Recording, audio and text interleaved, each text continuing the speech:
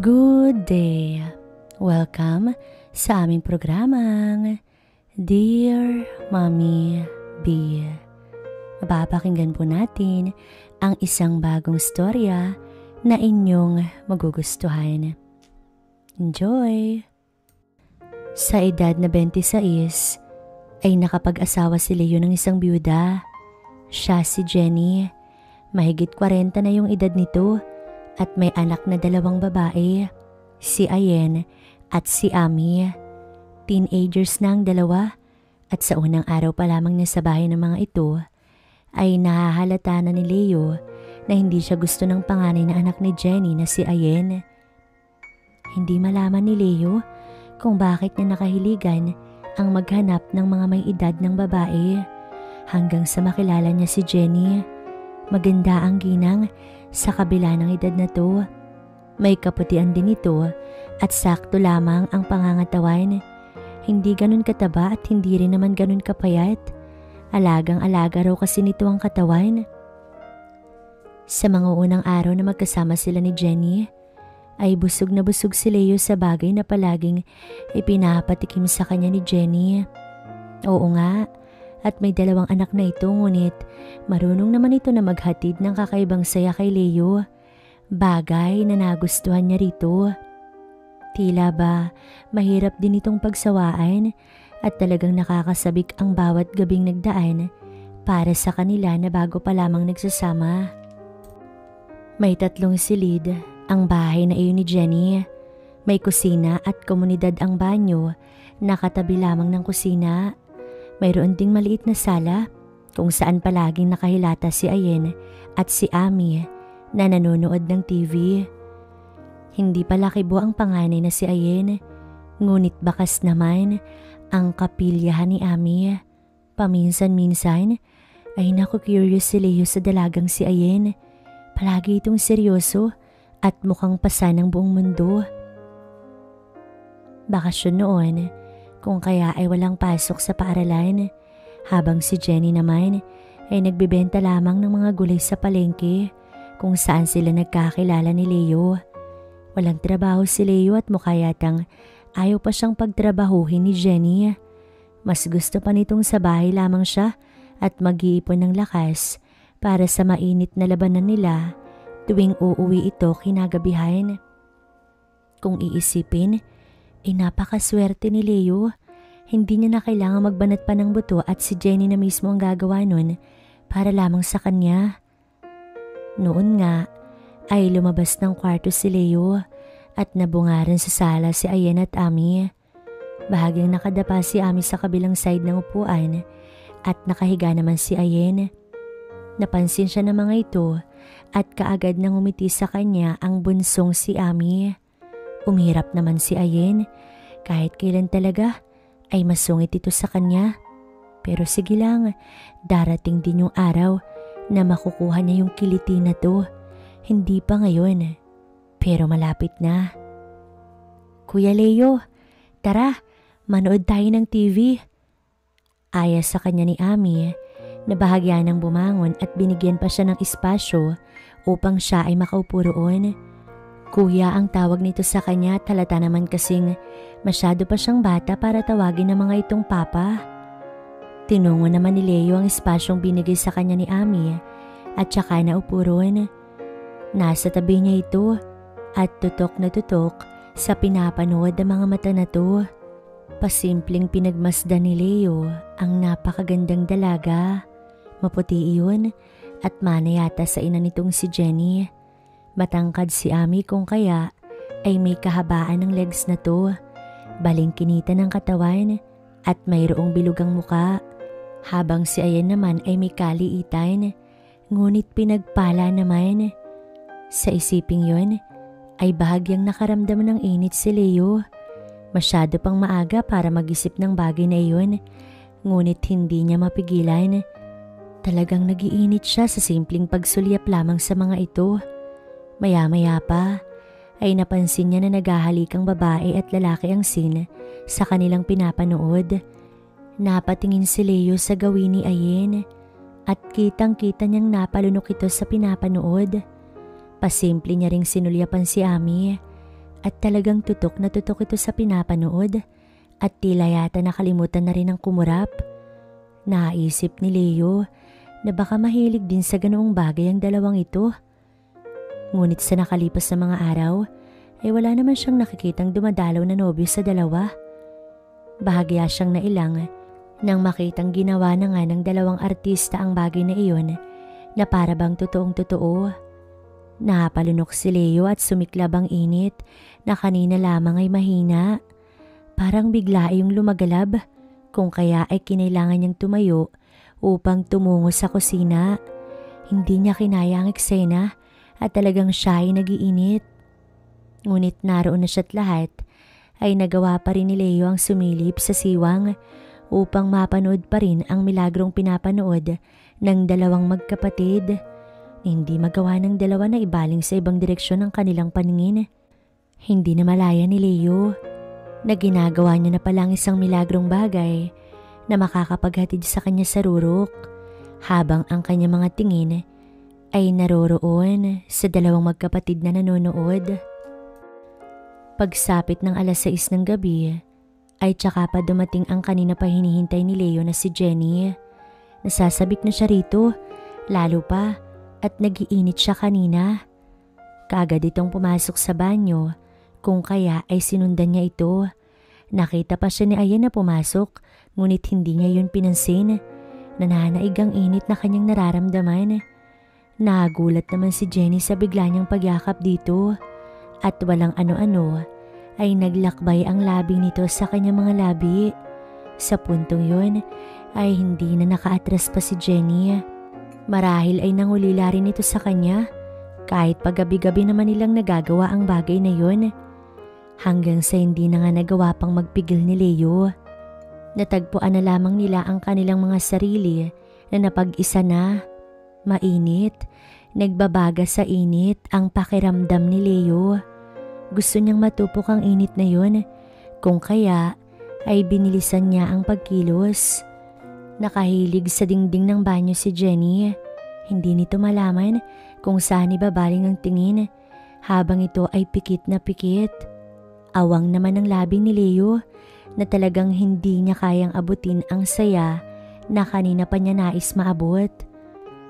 Kapwa nila pinipigilan na makalikha ng ingay at baka marinig pa sila ng dalawang babae sa labas. Napapakagat labi na lamang si Leo at napapatingala. Habol-habol naman ni Jenny ang hininga at kulang na lamang ay siya ay tumirik. Ilang segundo pa ay narating nila ang dulo na siyang nais nilang marating. Hindi rin napigilan ni Jenny na magpakawala ng ingay sa bibig nito na para bang nagdidelirio. Pawisan si Leo. Ganoon din naman si Jenny. Ngiting-ngiti tuloy si Jenny sa kanyang harapan na para bang naabot nito ang pangarap at walang kahit na anong problema. Nagkalat sa sahig ng banyo ang kanilang mga gamit, kung kaya ay naligo na lamang sila ng sabay. At habang naliligo sila, ay hindi nila muling napigilan ang kanilang mga init. Nangihina tuloy si Leo nang lumabas ng banyo at nakabangga pa sa harapan ng pintuan si Ami. Nagtaka si Leo kung ano naman kaya ang ginagawa ni Ami ron at mukhang inaabangan talaga ang kanyang paglabas. Bumaba pa ang paningin nito sa kanya. Kakaibang tingin ang binigay sa kanya ni Ami na para bang may gusto itong sabihin. Umiti na lamang si Leo at dumiretso na sa silid ni Jenny. Naghagilap siya ng damit at saka sinuot yun. Saglit siyang nagpahinga at nagpatuyo ng buhok at maya-maya pa nga ay pumasok na si Jenny at nagbihis na rin. Nagsindi ng yosi si Leo at saka tinitigan ang pagbibihis ni Jenny. Humithit siya ng sigarilyo at binuga yun. Napalingon sa kanya si Jenny at ngumiti ito. Sabik na sabik ka. Pinasok mo pa talaga ako sa banyo. Panunokso nito sa kanya. Nakaagad naman niyang kinatawa. Syempre, buong araw ka ba namang wala? Sagot niya rito at muling humithit ng yosi. Napailing-iling na lamang ito at nakita niyang tapos na itong magbihis. Lumabas na ito ng pintuan at sinabing tatawagin na lamang daw siya kapag kakain. Naisip niyang ang swerte talaga niya. Pinatay niya ang Yossi at saka humilatas sa kama. Ang kailangan na lang niyang isipin ay ang nakaka-addict na bagay na yun. Ini-imagine niya kung magagawa rin kaya niya yung bagay na yun sa dalawang magkapatid. Kapag talaga iniisip niya ang dalawang dilag na yun, ay hindi niya maiwasang siklaban ng init. Dinadaan na lamang niya sa buntong hininga yun. Maya-maya pa nga ay may kumatok sa pintuan, si Jenny, at sinabing kakain na nga raw sila. Tumayo na si Leo upang tumungo sa kusina. Alam niyang naroon na ang dalawang anak ni Jenny. Palagi silang sabay kumain kapag ganoong naroon si Jenny. Hindi nga siya nagkamali at nakaupo na sa kanilang harapan ang dalawang magandang dilag. Naroon naman ang kakaibang titig sa kanya ni Ami. Habang si Ayen ay hindi siya magawang tignan. Nagsimula na silang tahimik na kumain hanggang sa binuksan ni Jenny ang usapan. Nadalaw ako kina tatay sa Makalawa. Gusto niyo bang sumama? Aya ni Jenny sa mga anak. Napalingon naman dito si Leo. Hindi yun nabanggit sa kanya ni Jenny. Dito na lang ako sa bahay. Kayo na lang ni Ami yung umalis. Walang ano-anong sagot ni Ayen na siya namang kinagulat ni Leo. Alam niyang hindi siya isasama ni Jenny sapagkat minsan itong nabanggit na baka raw magalit ang mga magulang nito kapag nalaman na mayroon itong kinakasama. Na-excite tuloy si Leo sa isiping may iwan silang dalawa ni Ayen sa bahay. Natapos ang hapunan at pumasok na sa kani-kanilang silid ang magkapatid. Naiwan si Leo at si Jenny sa sala. Sinabi sa kanya ni Jenny na wag niyang pabayaan ang anak nito at 3 araw na mawawala ang mga ito. Tumango na lamang si Leo, samantalang iba ang naroon sa kanyang isipan. Nagagalak siyang dumating na ang makalawang yun. Nanood siya ng TV at sinabi sa kanya ni Jenny na mauuna na raw itong matulog at masyado raw niya itong pinagod. Tumango naman siya at sinabing susunod na lamang siya at manunood muna siya ng TV. Ilang minuto pa ay tahimik na nga ang buong bahay, maliban sa mahinang volume ng TV. Napapahikab na rin si Leo hanggang sa makitang bumukas ang pinto ng silid ni Ami. Sumilip ito mula sa loob at nagkasalubong ang mga mata nila ni Leo. Nginitian niya ito kung kaya ay bahagya itong lumapit sa kanya. Naupo sa kanyang tabi at sinadya pa yatang ikiskis ang kanyang legs sa tuhod ni Leo. Nakapatay na ang ilaw at liwanag na lamang ng TV ang nagsisilbi nilang ilaw. Panaka-naka ay nagkakatinginan sila ni Ami. Parang biglang nawala ang antok ni Leo. Kulang na lang kasi ay kumandong sa kanya si Ami. Well, gusto niya yun at kung magkakaroon man ng pagkakataon ay baka siya na mismo ang umangat sa dalaga at ipaupo ito sa kanyang kandungan. Ngunit nagpigil si Leo at baka maisahan pa siya nito at gumagawa lang pala ito ng paraan para paalisin siya sa bahay ng mga ito. Narinig ko po kayo kanina sa banyo. Pagkuway bulong nito sa kanyang tenga, na kinalingon niya rito. Alam mo bang open-minded ako? Alam kong gusto mo ko, kaya wag ka nang magpakipot. Sunggaban mo na. Nangaakit ang boses na to at bahagya pang hinalikan ang kanyang punong tenga. Nanindig ang balahibo ni Leo sa narinig. Gusto niyang humagalpak ng tawa sa tuwang kanyang nararamdaman.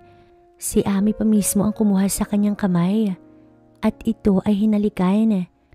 Kaagad na dumaloy ang init kay Leo. Kaya naman, nahalikan niya si Ami. Sabik na sabik siya at tila ba bumalik ang kaninang lakas na nawala dahil sa ginawa nila ni Jenny sa banyo. Ni hindi nila inisip na baka biglang lumabas si Jenny sa silid at sila ay makita. Ang alam lamang ni Leo ay gustong-gusto niya ang ginagawa nila ngayon. Mabilis na hiniga ni Leo si Ami sa sofa at dahan-dahan ay lumapit ang labi nito sa labi ni Ami. Mapusok ang kanilang paghahalikan. Ilang sandali lamang ay yumugyog na nga ang kanilang kinahihigaan. Siya na ang pinakamaswerteng tao sa mundo Sa isiping yon ay mas lalo siyang nasisiyahan. Sa pagkakataong yon ay sabay nilang naabot ni Leo ang dulo. Ilang segundo silang nakiramdam sa paligid at maswerte na wala naman yatang nakarinig sa kanila. Sa uulitin, yun lang, at isa-isa nitong pinulot ang mga gamit at saka pumasok sa silid na to. Naiwang nakaawang ang mga labi ni Leo. Sumapit ang araw kung kailan naalis na si Jenny at Ami upang dalawin ang tatay ni Jenny sa probinsya. Naiwan na nga si Ayen at si Leo sa bahay. Wala namang balak na masama si Leo sa dalaga at hindi naman siya ganun kasama kahit pa sobrang sungit ni Ayen sa kanya. Siya na rin ang nagluluto ng pagkain nila. Sumasabay rin ito sa kanyang pagkain ngunit hindi lamang kumikibo. Hindi naman magawang magbukas ng usapan ni Leo at baka mapahiya lamang siya at hindi siya nito pansinin. Nang tanghaling iyon ay sabay ulit silang kumain. Dumampot ito ng ulam at nilagay sa plato na to. Ito rin ang nagsaing kung kaya ay siya ang nagluto ng ulam. Pagkatapos kumain ay akma na sana siyang tatayo nang magsalita ito. Hindi ka na pala naglalaro sa kabilang barangay? Nawili ka na kay mama? Anito na siya namang kinagulat. Alam pala nitong palagi siyang naglalaro sa kabilang barangay ng basketball na siya namang hilig niya. Ibig sabihin ay nanonood ito ngunit hindi nga lang niya natatandaan sapagkat marami yung humahanga sa kanya roon. Tinatamad na rin kasi akong gumala. Sagot niya rito at muling umupo sa harap na to. Masaya siyang kinausap nito kahit papaano. Kaya nga rin ako hindi na pumupunta ron dahil hindi naman na kita nakikita. Alam mo bang tagahanga mo ko? Saklap nga lang at kay mama ka pa napunta. Bakit nga ba? Ang bata mo pa, tapos pumatol ka kay mama, samantalang maraming naghahabol sa yung mga kaedaran mo. Nagulat si Leo sa narinig. Kaya pala masungit si Ayen sa kanya ay dahil may gusto ito sa kanya at nangihinayang ito na sa mama pa nito siya nagkagusto. Ngayon, malinaw na sa kanya ang lahat. Hindi niya magawang sumagot at makatingin lamang sa dalaga. Maya-maya pa ay natapos na rin ito sa pagkain at iniligpit na ang kanilang pinagkainan. Sinundan lamang ito ng tingin ni Leo na hanggang ngayon ay hindi pa rin makapaniwala. Hanggang sa nagawa na niyang tumayo at kumuha ng isang basong tubig at saka yun ininom. Maya-maya pa ay tumungo na siya sa sala at doon nga ay naupo. Nakapatay ang TV at wala naman siyang balak i-on yun. Inuuko pa ni Ayen ang kaniyang isipan. Naroon pa rin ito sa kusina at naguhugas ng kanilang pinagkainan. Pinapakiramdaman niya ang bawat kilos na to hanggang sa tumungo ito sa kanyang gawi at naupo sa kanyang tabi. Bahagya itong nagunta at hindi nagsasalitang muling tumayo at tumungo sa silid na to. Maya-maya pa ay sumilip ito sa kanya sa pintuan, tsaka siya sinanyasan na kung pwede raw niyang hilutin ang balikat nito at masyado raw yung masakit. Nag-aalinlangan man ay tumalima naman si Leo. Noon lamang siya nakapasok sa silid ni Ayen. May kaliitang kama at nakabukas ang bintanang bahagyang natatabingan ng kortina. Nakabukas rin ng electric fan na siyang nagbibigay ginhawa sa pakiramdam ni Leo.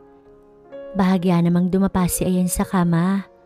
Alam ni Leo kung ano ang nais mangyari ni Ayen, ngunit hayaan pa rin niya itong unang kumilos. Naupo siya sa kama at sinimulang masahihin ang balikat na to. Kitang-kita niya ang pagpikit ni Ayen nang dumantay sa balat nito ang kanyang mga kamay. Ramdam na ramdam ni Leo ang kakaibang init na dulot sa kanya ni Ayen.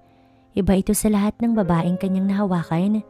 Tila siya nakukuryente sa ginagawa niya. Ngunit iba naman ang pakiramdam na iyon. Namamagnet din siya sa katawan nito na para bang gustong gusto niyang mapadikit ng husto rito. Kumakabog din ng malakas ang kanyang dibdib sa kauna-unahang pagkakataon. Halos makalimutan na niya ang huminga sa kanyang ginagawa. Pababa ng pababa ang kanyang mga kamay mula sa magkabilang balikat ni Ayen. Hanggang sa hindi na nga nakapagpigil si Leo Dahil talaga namang sumiklab na ang init, ay pinaharap niya si Ayen sa kanya.